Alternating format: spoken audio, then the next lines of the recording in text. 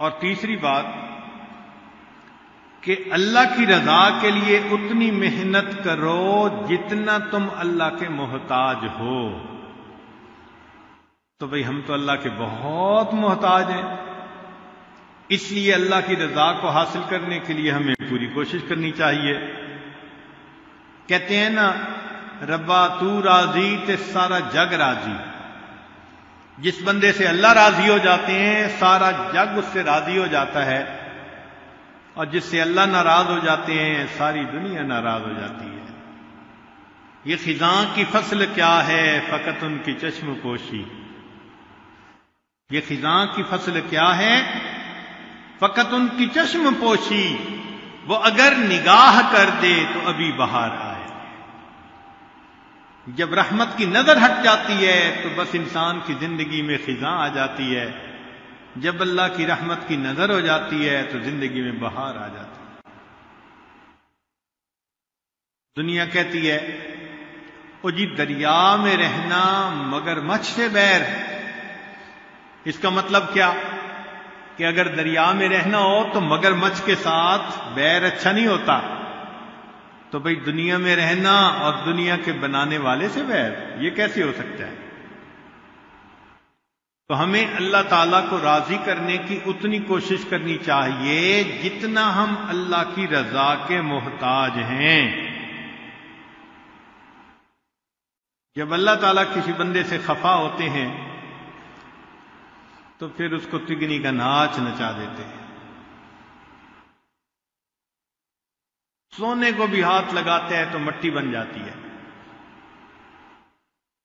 ذلتیں ملتی ہیں، انسان گھر بیٹھے بٹھائے ذلیل ہو جاتا ہے.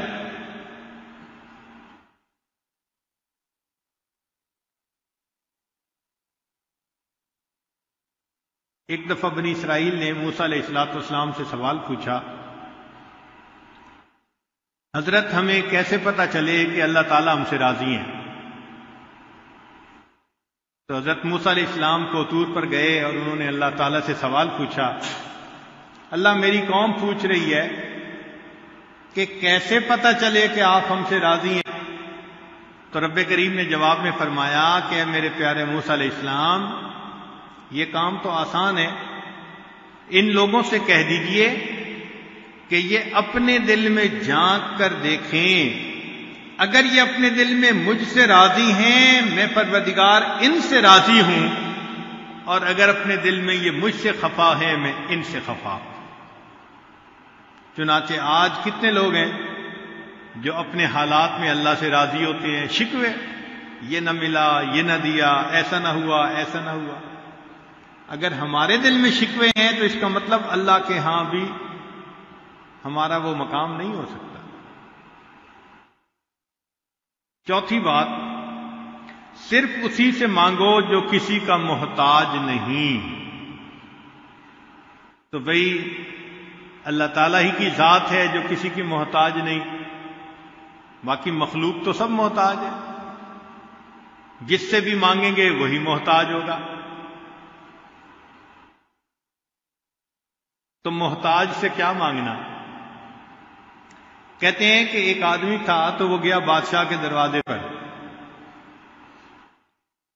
تو کسی نے کہا بھئی ذرا صبر کرو کہ بادشاہ سلامت نماز پڑھ رہے ہیں.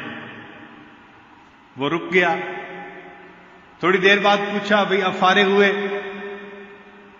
کہنے لگا نہیں ابھی وہ دعا مانگ رہے ہیں.